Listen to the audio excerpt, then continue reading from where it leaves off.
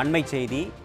அண்ணா பல்கலைக்கழக மாணவி வழக்கில் குற்றவாளியான திமுக அனுதாபி ஞானசேகருக்கு அரசு மருத்துவமனையில் உள்நோயாளியாக அனுமதிக்கப்பட்டுள்ளதாக செய்திகள் வெளியாகியுள்ள நிலையில், திமுக அனுதாபி ஞானசேகரனுக்கு என்ன நேர்ந்தாலும் அதற்கு ஸ்டாலினும் ஞானசேகரன் வீட்டில் பிரியாணி சாப்பிட்ட திமுக அமைச்சரும் தான் பொறுப்பு என்று அஇஅதிமுக எச்சரித்துள்ளது.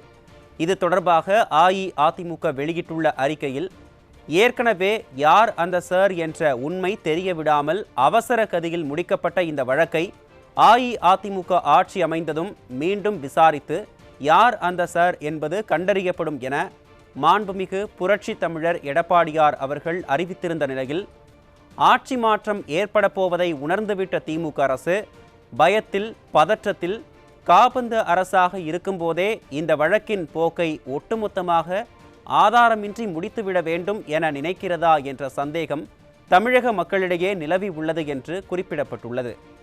மருத்துவமனையில் உள்ள திமுக அனுதாபி ஞானசேகரனுக்கு என்ன நேர்ந்தாலும் அதற்கு ஸ்டாலினும் ஞானசேகரன் வீட்டில் பிரியாணி சாப்பிட்ட திமுக அமைச்சரும் தான் பொறுப்பு என்று அஇஅதிமுக தனது அறிக்கையில் குறிப்பிட்டுள்ளது. மேலும் ஏதாவது சித்து வேலை செய்யலாம் என்று திமுக நினைத்தால் அதற்கான பின் விளைவுகள் மே 4ஆம் தேதிக்கு பிறகு கடுமையாக இருக்கும் என்பதை எச்சரிக்கிறோம் என்று அஇஅதிமுக தனது அறிக்கையில் சுட்டிக்காட்டியுள்ளது.